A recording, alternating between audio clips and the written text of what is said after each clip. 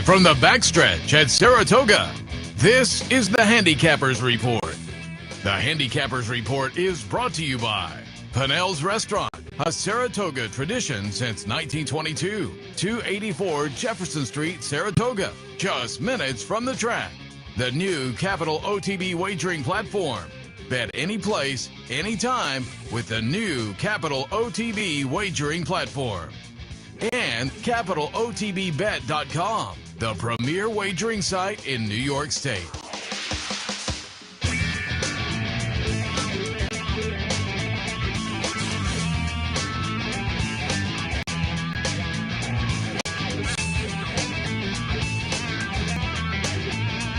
Good morning, ladies and gentlemen. Welcome to the Handicappers Report, coming to you live from Saratoga Race Course in front of Clare Court, alongside Seth Merrow, who's still dizzy meeting John Wallace last night. I am Anthony Mormino. The day after, apparently the jockeys covered the 17.5-point spread last night. How did the jockeys get the ringer? The horsemen need the ringer. That was which is becoming apparent. That was a trouncing. And John Wallace wasn't even super. He was just kind of floating around. The jockeys handled their own business. They didn't need any assistance. First of all, it was a great crowd, and it benefits the racetrack chaplaincy. We had Umberto Chavez on yesterday from the chaplaincy. If you missed that, go back and watch the replay. They do great work. But there was a nice crowd. It was a lot of fun. A lot of horse people in the crowd as well, and familiar faces and fans. And I got a lot of good feedback on the programs, which I always enjoy a lot over there. One couple walked up to me, and the gentleman said, "Man, I love your shows. I love the programs, the morning program, and everything." And his wife said, "You are on all the time in our house." And then she said, "All the time." And she emphasized, "All the time." And I said, "Yeah, I hear that." That's what I said yesterday when we had Dave Gretting on Racing Across America. I counted heads, and I'm like, I'm the slacker in the group. Between you and Gretting, I'm the slacker. It's a pretty good group, by the way, because I don't think of myself as a slacker, but next to you two, I am the slacker. It was very funny, though, and I appreciated their comments and their feedback. Ever tell you a story when I first met, for those who don't know, Denise is my wife. When I first met Denise's family, like they're coming up and everything, and our nieces and nephew, who at that time were 10, 12, 13 years old, they're like, "Aunt Denise, we know him. He's on our television every weekend on the morning. I used to do Saturday, Sundays at 9 o'clock, the Handicappers Report."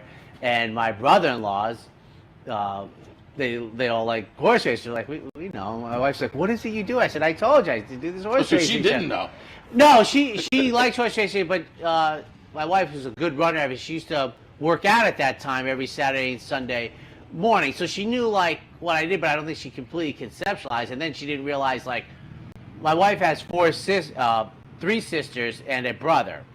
So all of her brother-in-laws that married her sister and her brother are like Saturday and Sunday morning, it's on in the living, like you said, it's on, and they're walking through and they're like, "We know him. He's on our television." So I understand that part. But then the game was very entertaining as well, as it always is. But I would say the first 5 minutes was like 2-0. It was like a defensive battle. Oh, it was like elementary school kids. Then it came to 2 minutes to halftime, and it was kind of tied up. And then it happens every year. It's frustrating. When I played with them, it was really frustrating sitting there on the bench. But it was frustrating.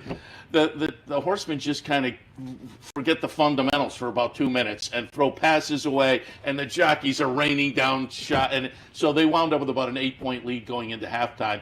And then it seems like the horsemen run out of a little steam, and the jockeys never run out of steam. So that's just like you got Luis Saez riding fearless for a mile and 3/4. He's not getting tired playing basketball. John Wallace had a couple inside that were not going to be stopped, and it was a lot of fun. If they had it, who would have been the MVP? Because you're a basketball aficionado. Who? I think it was Jerian Barbosa, who I had to look up because he's not a regular here. He's an apprentice, I think, down in the Mid-Atlantic. Maybe he's here working horses out. I think it was Barbosa, and I think it was Jerian. But he was pretty good. Who else? On the horseman side, Rob Falcone tossed in a couple Rob of Falcone, three-pointers. There was somebody in from Finger Lakes who I wasn't familiar with who tossed in a couple of three-pointers on the horseman side. The jockeys were kind of sharing. I think you're right. I think the ringer needs to go over to the horseman. Yeah, it was like 80 to 51. But I tell you what, if you just thought about it, you could see where in the second half it's going to swing to the jockeys' advantage. These are athletes in their prime. I was saying, we all saw Luis Saez and other jockeys, but his work on Fearless the other day in the Birdstone, you're like, that guy's not getting tired playing basketball. Yeah, so it was fun, a lot of fun, great crowd, and again for a good cause. Great cause. Yeah, I got a picture. If you go to my Twitter feed, I went over and asked John. He said, "Hey, take a picture with a fellow SU grad." He's like, "Yeah, sure. What year did you grad?" We talked a little bit, and I posted the picture on Twitter, and I said, "Just a couple of fellow SU grads hanging out at the spa for the summer." But it was fun. Yeah. It's a good time. Like you said, also, Alberto was talking yesterday, you need to go to the website. The work that they're doing, that they did with the bicycles and now... story about the little girl getting the bike.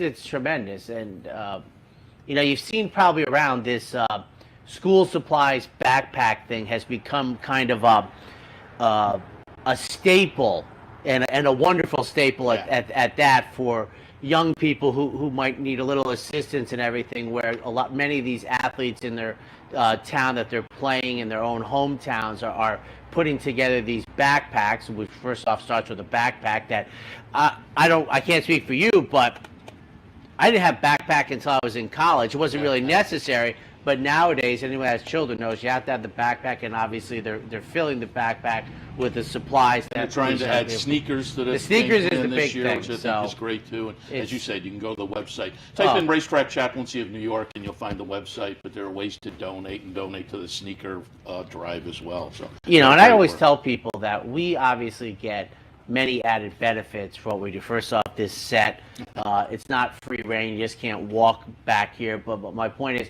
we get to see many of the people that are benefited by this operation. And there's far more that put the show on than are the show. Just like Seth and I talk all the time, we're the two talking heads, but there's far more talented people behind the camera getting this show out to you. We just going to sit down I will and talk. Alert people, because I think it may be more common than we think, but I've had a couple people say, there's a screen behind us because we try to tone down the light, the sunlight. So there's a mesh screen behind us that I guess does make it a little bit different. And so I've had a couple people say, was that a green screen behind you? No, that is not a green screen.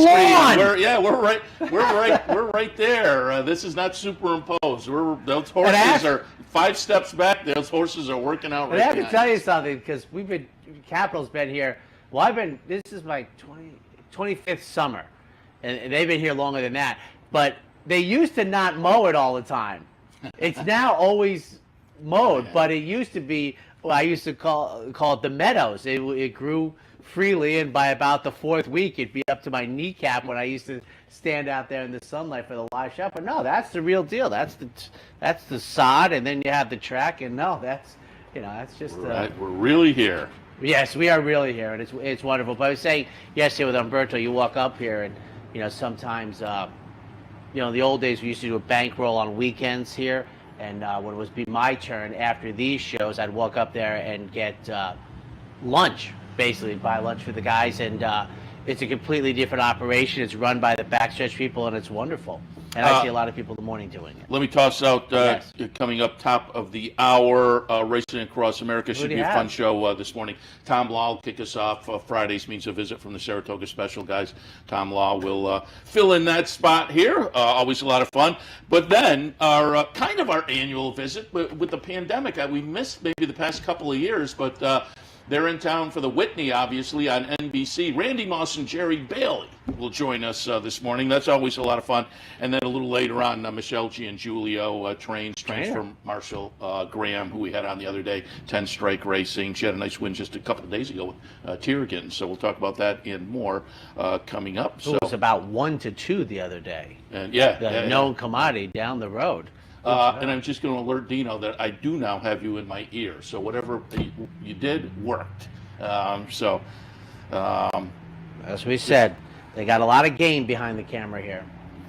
All right. Yesterday, Attendance 23,479. Again, the weather a little bit. You're in my ear, is what I'm telling you. And weather was a little dicey. I predicted warm weather. I didn't think it was extremely warm I didn't weather. think it was any worse than necessarily. It was hot and humid, but not to me. No. Not necessarily worse. We did the shows yesterday, one of the 2-hour days, and as we were wrapping up, I was like, I have been far more uncomfortable than I was at the end of the show yesterday, and I was like, well, is it going to get really bad? But it did not. So I agree with you. I mean, it was hot and humid, but like I said, not any worse than it had been. It's August. It's hot and humid. And if you were watching on TV, sometimes it's hard to tell on TV. It was not hard to tell in the press box, though. There was a delay before the seventh or eighth, before the late pick 4, as they hung in the paddock for a while. There was rain, but more importantly, there was lightning. And if you were sitting in the press box, you could see kind of when you looked over the backstretch, boom, there were some nice shots of lightning. And they just have to, for safety purposes, they delayed. And then you could see lightning kind of coming in before the finale. And that one, they rushed a little bit to kind of beat the weather coming. But there were a couple instances yesterday where there was a little weather, and it was more lightning than anything. As they say, it's hard to see on TV, but that was the game plan. I mean, there's been some big weather moments. The one that when I hear lightning in the pause, it was such a unique moment. Was before the hopeful in 2000, which ended up, when they eventually ran it, ended up being a dead heat, which is obviously very atypical. And then they canceled the last race. So that was, you can't have horses in a starting gate, which is metal with the dangerous situation. So it looks like it's going to be another terrific day. Yeah. I mean, it's fantastic. A couple of nice stakes races. It is Hall of Fame Induction Day. If you're headed up, 10:30. That'll kick off, so you still have time to come up and maybe. It's tough to get a seat these days, but that is the game plan, Hall of Fame induction. And I mentioned it yesterday. If you go, and again, type in Google National Hall of Fame, National Museum of Racing and Hall of Fame, you'll find it. They're streaming it on their website if you want to check it out that way. Beholder and Tepin, and should be outstanding. Yeah. You ready? I am. I think it's time for the Depaulo play of the day. I think it's Kevin Cox today. When you think trucks, think Depaulo. Then come join the family for value. Just visit, call, or click. This week, celebrate with savings. Drive Silverado, just $3.99 a month. Yes, $3.99 a month. So come join the family and think Depaulo for all your automotive needs. Hello everybody, Kevin Cox, the Brooklyn Cowboy, here with your Depaulo Play of the Day from beautiful Saratoga Race Course. We're going to be giving out Play of the Day on Fridays and Saturdays throughout the meet, and thus far, through 6 selections to date, we've hit the board with 5 of them. With the forecast a little bit dicey for today, and for the rest of the weekend as well, we thought it best to concentrate on dirt races, looking for a horse who has performed just as well on a wet track as a fast one. We think we may have found one in race 10 with the number 4 Big Bean Christine. This one was a dead game runner-up in a near identical spot on July 17th right here, with Louis Saez riding her that day. He also rides her today.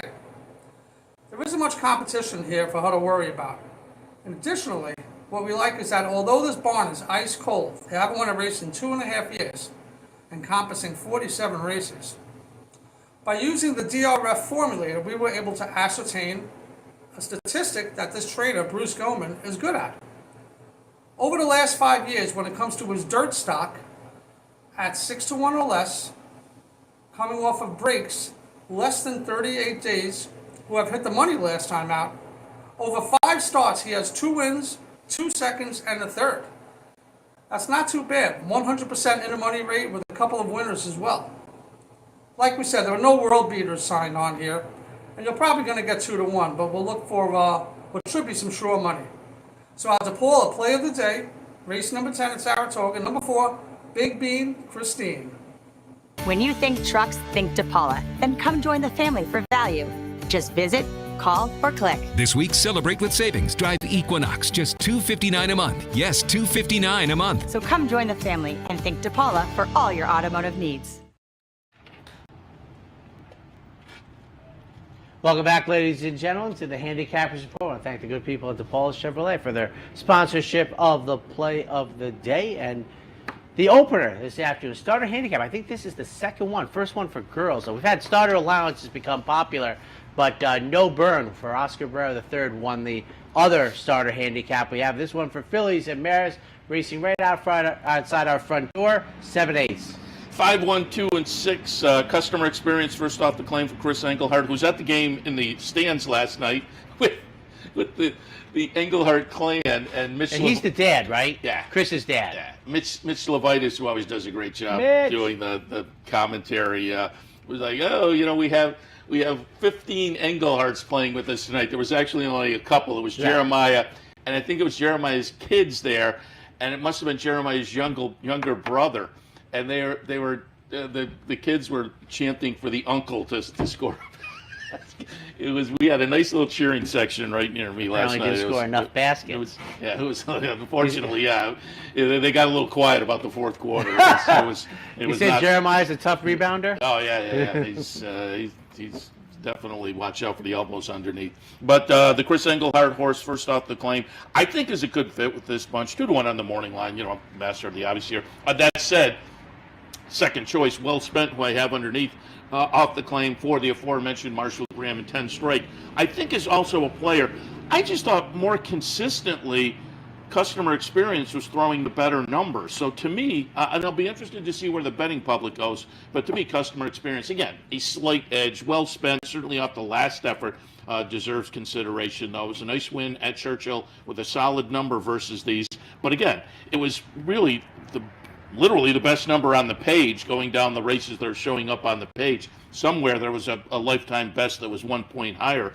But I is this horse going to string a couple together like that? I don't know. So slightly customer experience over Well Spent, and then Mia Be a Star in the third spot, stepping out of some state bred allowance company. Tried this type of company 3 back down at Belmont and wound up 4th. I think with this particular group this afternoon, though, kind of a cozy fit. In the opener, 5, 1, 2, and 6.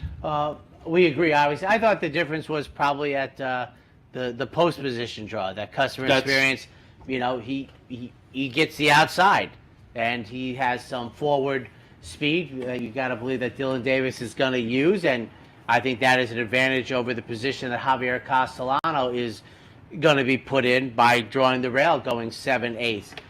So I have customer experience, and you talk about the strength of the buyer speed figures, even more so on dirt than turf. They both come out of a 77 in the most recent effort. Then I have New York Banker for third. Orlando Noda sends out this offspring of Central Banker. So it's 5, 1, 3, strikingly similar to Seth's selections in the opener for me. I will comment, once again this morning, I've gone without the jacket, anticipating things to get hotter as the morning goes along. I think today is, to me, at this point, I think today's hotter than yesterday. At this point, it's definitely muggier today. That's probably fair. This is it's not so much the heat, the humidity. No, I think this is the muggiest morning so far of the meet. Yeah, you're right. It's not the temperature necessarily. Second race today at Saratoga. We are looking at conditional claimers going 8.5 on the grass. Yeah, we were hoping down in the Capital District that the big rain we got was going to clear out the humidity. That wasn't the case. Didn't happen at all. 1, 7, and 8, ladies and gentlemen, for me in the second half. I'm inside. Remember, the rails are up 18, so I'll be on the temporary rail for number 1, Rosemary Potatoes. This was a $32,000 claim at the end of the winter. Has good early tactical speed, which I think is beneficial. On the inner, going the mile of 16th, I think Junior Alvarado should be able to get a comfortable position here. Exits the starter allowance race, and we've talked about those could be day in and day out tough spots. Now you get to a restricted 2L. Now the money might be $50,000, but generally speaking, I think this is a softer spot. For a second, number 7, Command Point, who's 9-5 on the board. Rob Atras sends out this runner. Horse hasn't started this year. That's become, for me, almost set immaterial anymore. Whereas 25 years ago, it'd be a toss. Now it's like it doesn't matter. It hasn't run since November 19th. I don't care. I was also talking that, years ago, Bobby Frankel and Christophe Clement would have good numbers, plus 180 days. Here's Rob Atras, 24% in 137 with firsters off the claim. He's 16% off this type of layoff. Has had a lot of runners, but a lot of guys can do it. And for third, number 8, Laugh and Play, who I thought about putting higher in here for Mike Maker. First off, the $40,000 claim. Mike Maker, I've said this many times now, who won the opener on dirt. I think got his second dirt win the other day. All the rest have been for the turf. 1, 7, and 8. Yeah, Laugh and Play scares me a little bit because Yes. you had those stats the last couple of weeks looking at Maker and Saez and how they've teamed up successfully. And Maker's been Like it successful. jumps out at you. Just Maker's been much more successful just overall, 2 turns on the turf as well. So all the right check marks for this one, and at 8-1, I really debating Laugh and Play, but I didn't pull the trigger. I may regret it. We shall see. 7, 5, 3, and 1 for me. I think Command Point has the edge, and like you, I as compared to when I first got in the game, I don't shy away from these layoffs as much as I used to, which, like you, was kind of an automatic. But it's still a layoff, and it's still one of those that the horse can come back and win by a city block or run 5th in a fitness builder. You just never know. So if this horse comes back ready to roll, I think has a pretty clear edge on this bunch. But it is a question mark. So I put Corey of Thunder, the number 5 underneath, and I'll talk a little bit more about that in a minute because that's going to be my dark horse at 10-1. But I think it's a race where, I like the favorite, but there is the question mark to be answered. Mamarina in the 3rd spot, 3rd start back this season. Ken McPeak drops this one in for a tag. This horse showed a little bit of ability earlier in the career, being stakes placed last year as a 2-year-old. I think could be interesting in here. Rosemary Potatoes, you mentioned I had down at the bottom of the mix, but for me, in race 2, 7, 5, 3, and 1. I like the horse more than I like the food item. I don't like rosemary potatoes very much. I don't rosemary potatoes. I don't like them at all. Thing gets stuck in your teeth, the rosemary petals. I don't like that. So I was thinking, I have. Speaking of that, I wish they would come up with a seedless raspberry. I'm just throwing that out there to the botanists. I love seeds in the rosemary. I love raspberries, but they have the little seeds in. I never knew that because I must just crush they're them with the little, roof of my they, mouth, they and would, they would I didn't be know much there was better seeds. without the seeds. Okay. I'm an idea man. Night shift. I was trying to think. I don't have the data to do it at home, but I remember I bought probably every handicapping book that was out there, and some were great and some were silly, actually, at the end. But I remember it used to be like one of the rules, you toss any horse that hadn't run in 2 weeks. Yeah.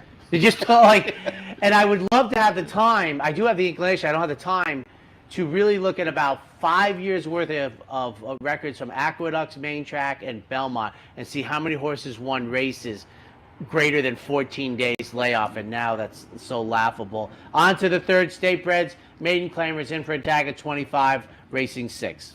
Gotta love Al. What? You gotta love Al Gold and the horses' names, and he has the number 1 horse in here who was trained by Chad Summers. The horse's name? The other Chad. Yeah, I didn't use the horse, but I applaud Al. His horses very often have very clever names. I have a 2, 6, 4, and 3. Devil or Angel on top. Dave Donk having a nice little meet. Absolutely. And, I think this one comes in being a square fit with this bunch, which is a pretty competitive bunch. This horse, I think, has to get back closer to some of the back numbers, but showed a little oomph last time at the 7 before getting caught. So I think the cutback today might get us a rebound to a better number for, again, a trainer who's having a pretty good meet. Captain Remington in the 2nd spot comes down from Finger Lakes. On the numbers, this horse has to be considered and maybe winds up being the one to beat on the numbers. But again, Those were numbers up at Finger Lakes, so I decreased my enthusiasm slightly because of that. Because to me, that positive move is going nigher to the Finger Lakes. It's a little bit more of a negative coming in this direction. However, you do see some Finger Lakes runners every year win here at Saratoga, and often at a little bit of a price. Makeart in the 3rd spot for me. Again, on the numbers, this horse belongs in the conversation as well. But I have a 2, 6, 4, and 3. And you got to figure David Donk might have the favorite in the Fleet Indian with Fingal's Cave, who was very sharp the other day. Going 9 in open company. Devil or Angel, as you see, I agree with Seth, is my top pick. I think draws a favorable post position in here, and has run for this tag 2 times in a row. And this group might be a little softer. For a second, I have Captain Remington. One of the ideas I think, and I don't think I'm wrong here. The idea was that a 55-56 at Finger Lakes was supposed to be the equal to like a 55-56 at Belmont Park. And I think in a vacuum that's probably true, but some of us I don't think can get really past that idea that there still is a subjective nature when they race at different circuits, and those circuits no one thinks are on the same plane, and no one thinks Finger Lakes and Naira is on the same plane, but runs for a tag here. And as we've mentioned time and time again, Javier Castellano has turned back the clock almost a decade brilliantly at this meet. For third, the other Chad, first time gelding. And you want to know what's, I think yesterday, Del Mar, the finale, the winning sire, and I only bring this up because of how much advertising there is, was Run Happy. I don't write Run Happy as a winning stallion in too many races, and certainly as a function of how much pub he gets, but this is an offspring of Run Happy. Second career start, first time gelding, 261. We'll take our first break. When we come back, more live from the backstretch of Saratoga.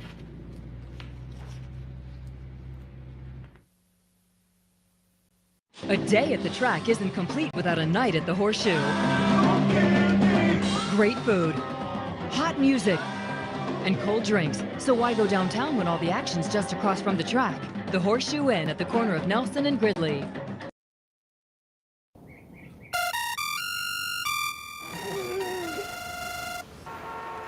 Come on. I want sales reports on my desk by Monday. Whoops. My bad. Love racing? RTN brings you every live simulcast on your home television, plus live video streaming and race replays on your PC and mobile devices. To order, visit rtn.tv. RTN, a breed apart. Birdstone is an outside front. They're coming down to the finish. Can Smarty Jones hold on? Here comes Birdstone. Birdstone surges past. Birdstone wins the Belmont Stakes. In front, but here comes High Chef Merrow. High Chef Merrow, the defending champ, to take it to Bob.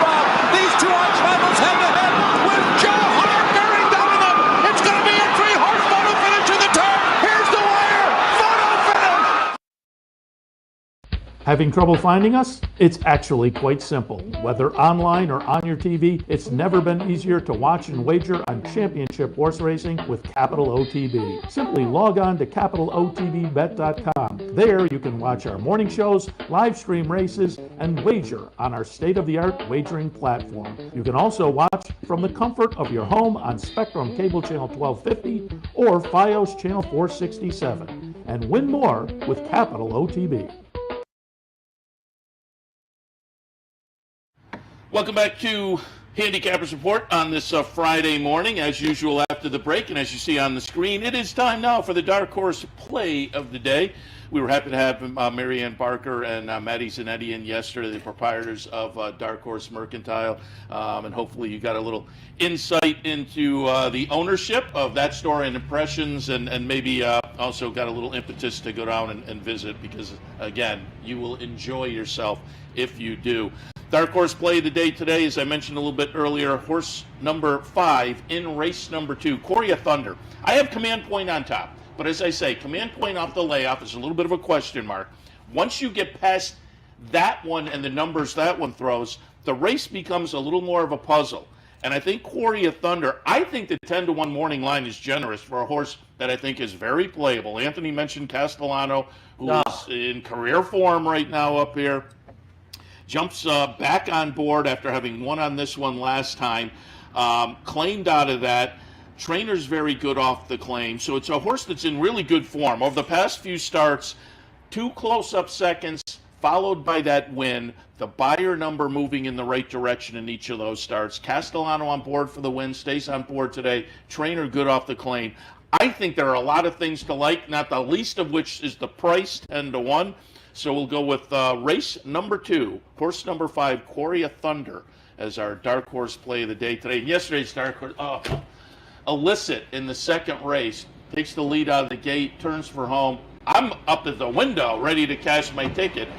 And, well, mid-stretch, they're making a little ground, but I still think And still then have this. The wave came. Oh, and they swooped right by late, and it was one of those really disappointing because it was really until about the last 100, 150 yards. I'm thinking, because I was also going to get the exacta too, I thought, and so then all of a sudden, boom, yeah, the way you said it, the wave came and swooped by. So it was a tough beat yesterday, but we'll see what we can do today. And I think, if memory serves me right, 10-1 on the morning line, 5-1 at the betting window. So it was half. So that kind of makes you feel good that you're in the right ballpark and did look good until deep, and then that last run just frustrating. Run over. All right, the fourth race this afternoon, state-bred claimers going 7 furlongs. Have you ever made a chart about the amount of time that you feel on top of the world playing this game and the percentage of the time you feel it's so frustrating it would not be in balance? 5-3-1 for me, and Jeremiah Engelhardt sends out the 5 with Javier Castellano, ships in from Finger Lakes for this operation. It's a $10,000 claim at Belmont, went to Finger Lakes, ran in restricted state-bred allowance races, now runs in restricted state-bred claiming races. I'll take the 5 on top for second. Number 3, Gustavo Rodriguez sends out this runner with Jose Ortiz in the saddle. Good effort 2 races back, running out of the Linda Rice barn, then jumped way up to get through the rules of the claiming game. Now comes back at the same level that this horse was claimed. And for third, number 1, Mr. Pete, first off the $20,000 claim from the rail, 5-3-1. I'm right in the same ballpark, 5-3-2-1. Number 5, Magnetron, stepping out of that class move I talk about quite a bit, stepping out of a state-bred allowance. Now, this is a little bit different because it was state-bred allowance up at the Finger Lakes, and also, I've said it many times, I like when there's a real string of state-bred allowance races, and then they move out. Not quite the scenario with this one, but still, the 2 races up at Finger Lakes seem to have this horse in good form. Horses raced successfully on the NYRA circuit in the past, comes in with a little bullet workout upstate, so I'll tilt towards Magnetron. Tapazirance, you look at the trouble line. I went back and watched the replay. I will say the horse did stumble. I don't know if it was enough to provide a really big excuse there, but there was definitely a stumble at the start. And given that the race looks like an aberration, maybe it played into the results. As I say, I don't know if it was enough to make the excuse. But all of that said, we're in for the 25 tag. 2 back in for the 25 tag. Ran very well enough to be really competitive with this bunch. I was more keying on that. Third spot, Gemography, another one that tossed in a little bit of a clunker last time. We have to rebound, but another one getting back into the claiming ranks as he was 2 back. I think is a good fit with this bunch today. So the 4th race at Saratoga for me, 5-3-2-1. On to the 5th, Open Company, 3-year-olds and up. Phillies and Mares, entry-level allowance, going 12 furlongs on the inner turf course. 1, 8, 5, and 10. Number 1, how often do you see this? The number 1 horse in the outside post position. Obviously, it's an entry. There are actually 3 halves of the entry. There's an also eligible, and then there's an MTO as well. But Shad Nation gets the outside post position, which, normally wouldn't be a bonus, but we're at 1.5 miles here, so I don't think it's going to be a big negative. And it's a horse that can kind of stalk and make a late run. Tried Stakes Company last time and tossed in a good closing effort that I think may be beneficial to the run this afternoon. So I ride Ortiz on board. I'll tilt in that direction. Oh, this was very nice too last night. They do a raffle at halftime, and they raffled off an electric scooter. They raffled off kind of a limited edition signed bobblehead, but then they auctioned off a half-court shot for $500. And the winner of the half-court shot was a young man who was maybe, 14 or 15, and obviously happy to be out there, got the half-court, and like we would all do, came up way short. Mm-hmm. I don't think that's uncommon at all with those half-court shots. And so Rod Ortiz walks out to him and says, no, that wasn't good. Move up. So he moves him up to the line between the key and the half-court. Yes. And he takes another shot and misses. And he moves him up to the top of the key and goes, no. And then he walks over to Umberto, who's standing, because the chaplaincy has to come up with the fight. And Irod said, no, I got it covered. If he's and the kids made it from that top of the key. Crowd goes wild, and so Well applause done by Irod to step up late. It was a lot of fun. Helped out the kid and helped out the chaplaincy. Yeah, and as I say, the crowd loved it good too. theater. Yeah, it was very good. Theater. 1, 8, 5, and 10 against Shad Nation on top. Coming out of the stakes race. My Sweet Story in the second spot, up from Hawthorne and Colonial. I think on the numbers over the past couple of starts of the season, this one fits. Now third start back. And then Rayum in the third spot, very lightly raced. But again, on the numbers, this one is a cozy fit. And last time was at 1 mile and 3/8 and ran well. So the marathon shouldn't be a problem. In the fifth, 1, 8, 5, and 10. I'm 5-8-3. Rayum won the meet opener at Belmont, which might be the last meet opener for a year. And I thought did it very impressively. You could almost, Michael Dickinson, the stories about the Haas and other, was worked into it, tipped out, and just exploded on debut to win it almost 8-1. The 3 turns here shouldn't be any trouble. Trevor McCarthy's been aboard all the afternoon races. I've said how much I enjoy the 3-turn races, and it's just a matter that, you have to save ground on 2 of the 3 turns, do whatever you want on the other one. And Rayum, to me, I've always loved they've been around, Seth, at least 40 years. Gallagher stud. You got the yellow, the white, the black, and I think does it say red? I think there's a red G on the silks. I think they had a good runner, Alay Malord, won the yellow ribbon. It might have been a New York bred, went out to San Diego to win the yellow ribbon when this was before there was the Philly and Merrow turf race. So it was one of the championship races. My Sweet Story, number 82. Seth also has for second place, makes the third start of the season. 2 solid works underneath. Now comes up to Saratoga. And for third, Ballymore Star. Ken Sweezy sends out this runner off of a stakes effort, non-competitive over at Monmouth Park, Memorial Day weekend. 5-8-3 in the fifth. Race number 6 this afternoon, Maiden Special 2-year-old Phillies. They're scheduled for the grass at a quick 5.5. 1-8-4 for me in this field of 10, and run for cover. Mark Cassie, first-time starter, an offspring of Get Stormy. Tyler Gaffleone gets them out. Solid workouts for the debut. And I mentioned earlier in this meet, Seth, that when Woodbine got their juvenile racing season underway, how Mark Cassie had won like 4 of the first 5. They were all the chalk. I like this pedigree in here.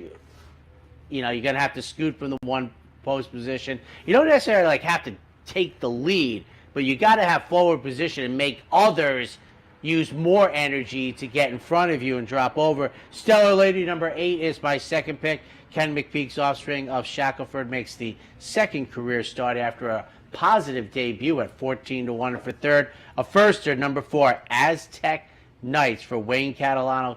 Johnny V takes them out 1-8-4. 2, 8, 1, and 10. I put Love Tank on top. It's the aforementioned Mike Maker. A couple of starts so far. They've been pretty good. We're looking at 7-2. I think without any buyer numbers, they were 2 nice races, but without any buyer numbers, I think the horse may offer a little bit of value in here because folks may just be allowed to ignore a little bit. But off the last effort, I think this horse very playable. Stellar Lady in the second spot looks to come back and get a win in the second start, not only of the career, but the second start at Saratoga. Started back on July 20th and ran a pretty good second in the career debut. And then run for cover, your runner in the third spot. I looked at this one and debated putting on top 2. Get Stormy doesn't really get precocious runners, though. That made me shy away just a little bit. But I think the horse is interesting. In the 6th, 2, 8, 1, and 10. We're going to take our next break. When we come back, the late pick 4. It only takes one upset to make history, and now you can be part of Saratoga's long tradition at the Dark Horse Mercantile. The Dark Horse Mercantile offers a carefully curated selection of clothing, gifts, and home decor, from one-of-a-kind vintage racing memorabilia to select brands like Barber and Under Armour, as well as exclusive Dark Horse branded merchandise. So celebrate the Dark Horse in all of us at the Dark Horse Mercantile, downtown Saratoga, where the smart bet is always the Dark Horse. Hello everyone, I'm Scott Vartley and I'm here at the West Condominiums in Saratoga Springs. And guess what? We are down to the home stretch. Everything is 2 bedrooms and 2 baths. Come make a selection of one of the greatest condos ever to be built in Saratoga Springs. We're starting in the upper 5s and the only rooftop penthouse available now under construction. Wow, just look at this patio. We have a rooftop pool, heated garage, balconies, and a gym. Call me at 518-281-6808. Capital OTB is now streaming live on Roku.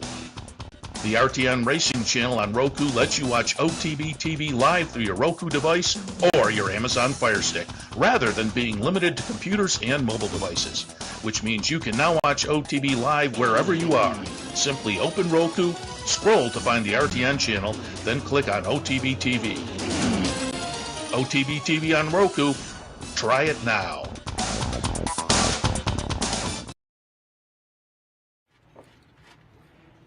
In a sentence that I haven't uttered very often in my life, I almost don't want to talk. It's so peaceful out here. It is unbelievably quiet right now. Hardly any traffic over there. We will knock wood so the leaf blower doesn't come out. Not aforementioned restaurant. He hasn't been out in a few days. So Okay. yeah, we'll again knock wood. 7th race, the guys at Naira have the tractor. We have the leaf blower. Claimer 16,000 going the mile out of the Wilson Chute, race 7. 5, 3, 4, and 2. I'll put Ragtime Blues on top for Jeffrey Engelhardt. Comes in off of some out-of-town optional claimers in the Mid-Atlantic. Laurel and Pimlico has plenty of early speed. 2 wins in the last 3 starts, so the horse is in good form. Hasn't been seen since the middle of May, but again, these days, that's not a super notable layoff. I just think overall, on a best effort, this horse is interesting. Maybe a little bit of an edge. It's a kind of a competitive field. Little Commissioner in the 3rd spot. Nice win last time in a very similar event. One of those where I say, why not right back? If they win, it's a similar conditioned race, similar type of race, why not right back? So Little Commissioner makes sense. Dark Order in the 3rd spot off a close-up second last time, claimed out of that. Trainer is very good off the claim. So again, another one ran well and similar. Now the trainer has good numbers off the claim, so this horse makes sense also. Our friends at America's Pastime Racing have Dark Storm, America's Pastime and Company in here. I think that horse is a player off a Saratoga start as well. For me, out of the 1 mile chute in race 7, 5, 3, 4, and 2. And we're in the same ballpark, 4, 3, 5. The direct order for me, you have 12 races in front of you. If you're looking at the daily racing form, 7 times has been claimed. So there's a lot of reading going there. If you can get a highlighter, you could parse through the races that were conducted on the dirt fast racetrack. I think direct order becomes quite attractive in here with Manny Franco back in the saddle. They lost just was a neck, 3/4 of a length most recently. That was June 24th, so been off 5 weeks.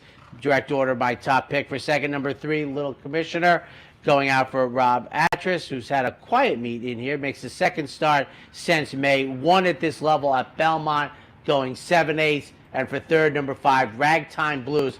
Jeffrey Engelhardt runner makes the 1st start since May 15th. That broke a 2-race win streak. 4, 3, 5 in the 7th. Race number 8, we kick off stakes action. A couple nice stakes today, and annually I like the Hall of Fame because it is in that subdivision I talk about quite a bit, the 3-year-olds on the turf. They're racing for a couple $100,000, and they will put a grade 2 on their resume if they get home first. Formerly the Gallant Man, and formerly for 3-year-olds and up. Then they just kind of brought it down. I think Paradise Creek won this race. When it became restricted, they changed the name and everything in a dynamic performance. Terrific addition in here. 6, 7, 3, ready to perform. Brad Cox's runner. 2 starts this year off of running at Del Mar Breeders' Cup weekend, one of the undercard races. Has hit the board in both of them. Most recently, the Manila, finishing 3rd. This is the horse I want out of that Independence Day race with Joe Rosario back in the saddle. Double clutch. Speaking of basketball, Rusty Arnold sends out this runner. Exits a runner-up in the Manila. That was first time versus winners. And for 3rd, number 3, because Seth had him on the show. Mr. Rapoli said that Witt took to the turf working out. I'll buy a little bit of that stock, not, putting it up in front, but I'll have Witt for third for Todd Pletcher, first time turf. And I know it's different horses, but on Saturday we're running the 3-year-olds in the Saratoga Derby. I mean, I know it's grade 1 company, distance of ground, and here are 3-year-olds going grade 2 company at a mile. But I think a very intriguing race. Manila is probably the key race for me coming out of this. Who'd you see? 6, 8, same one. 6, 8, 7, and 5. I thought the one Chanceau was very playable as well. I didn't know what to do with Witt. Yeah, you're right. Well, I just gave a little feed. And the work on the 22nd is very good. And the other thing also is, and I say this all the time, why for me I want negative.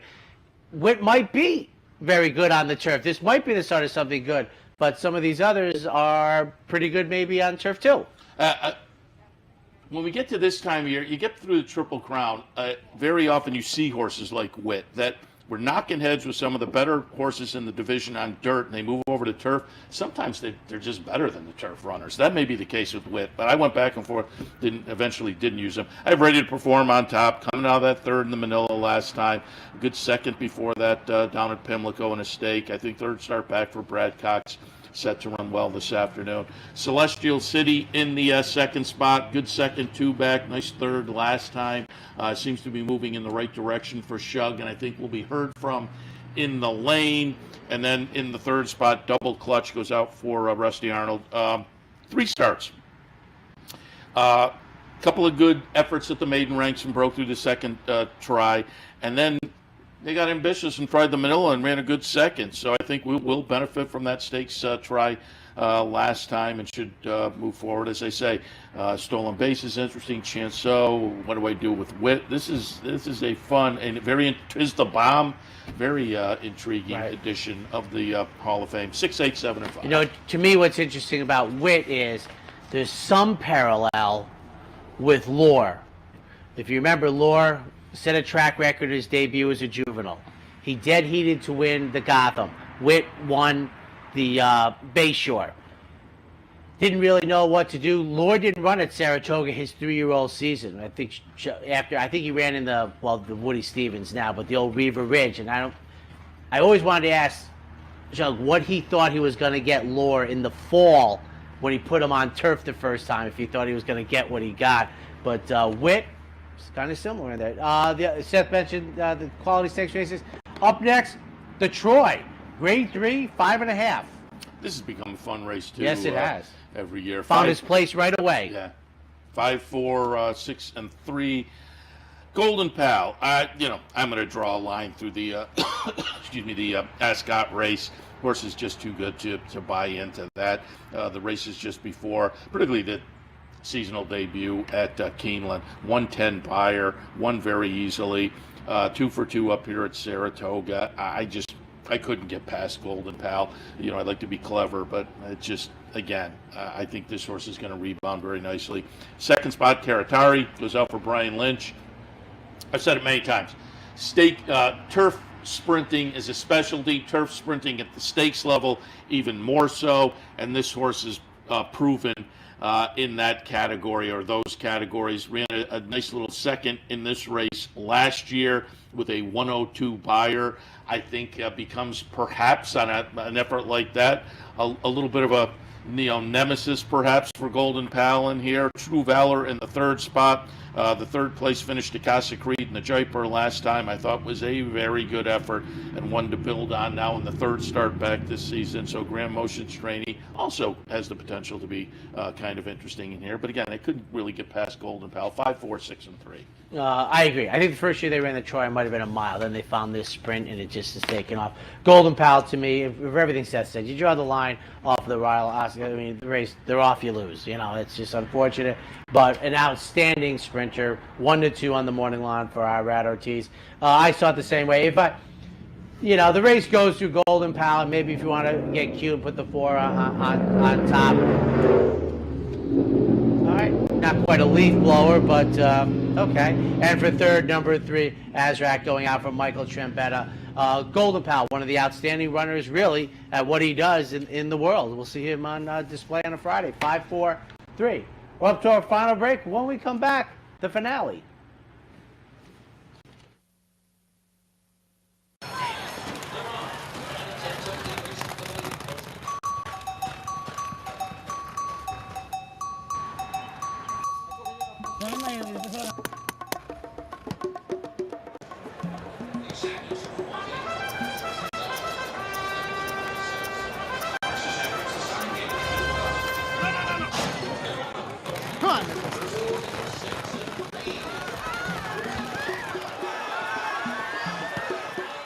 No matter where in the world you are, the excitement of wagering on horse racing is just a click away. You'll get live streaming, past performances, race replays, our virtual tote board, analysis and selections from professional handicappers, a simple, safe, and secure wagering platform, and best of all, you get track prices. CapitalOTBBet.com. Bet any place, anytime at CapitalOTBBet.com. And be sure to download our new mobile app from the iTunes Store or Google Play. What if there was a way to become a better horse player, to have a better knowledge of the game, to be more successful? What if there were a way to take what you've learned, what you know, and make better decisions, better choices? In horse racing, knowledge is a powerful tool. Race results and replays, past performances and live streaming, wagering from all your digital devices. Capital OTB. Become a better horse player.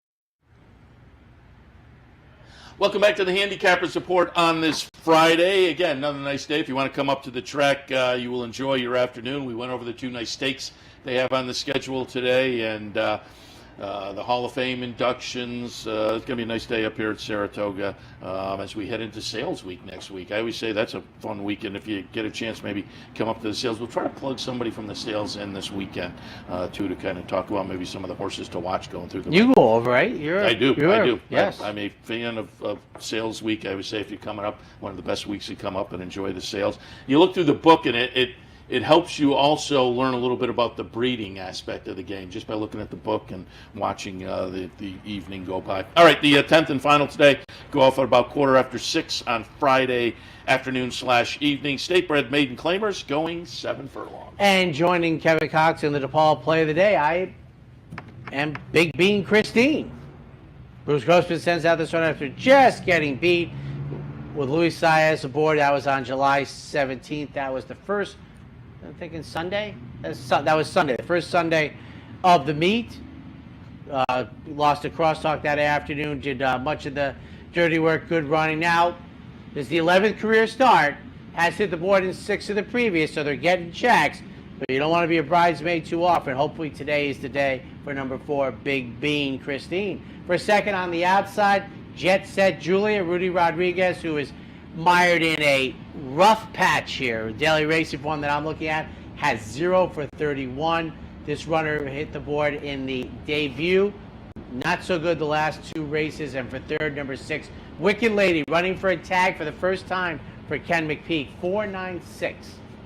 7, 4, 6, and 3 up with Skyward Princess on top. It's Chad Brown, dropped in for a tag last time and really didn't show marked improvement, but takes another step down the claiming ladder here. That may be enough to, and they had the blinkers, that may be enough to, in this group, be productive. Get her done? Big Bean Christine. I agree, this horse very playable. 10 starts and no wins. I shied away just slightly. And then on the potent class move, the Ken McPeak runner with Lady, playable. Also a turf to dirt, two turns to a sprint, or 2 turns to a sprint as well. So there's some things to like on Wicked Lady also. 10th and final at Saratoga, 7, 4, 6, and 3. Might not be the leaf blower, but I think we had drag racing there for a couple of moments as you were finishing One lane, up. and then they re-challenged and came back. Yeah, it must be like cruising. You go down the street, then you turn around and you come back, etc. All right, up next, John DeSilva with his play of the day from beautiful Del Mar. You're watching OTB TV, a service of Capital Off-Track Betting.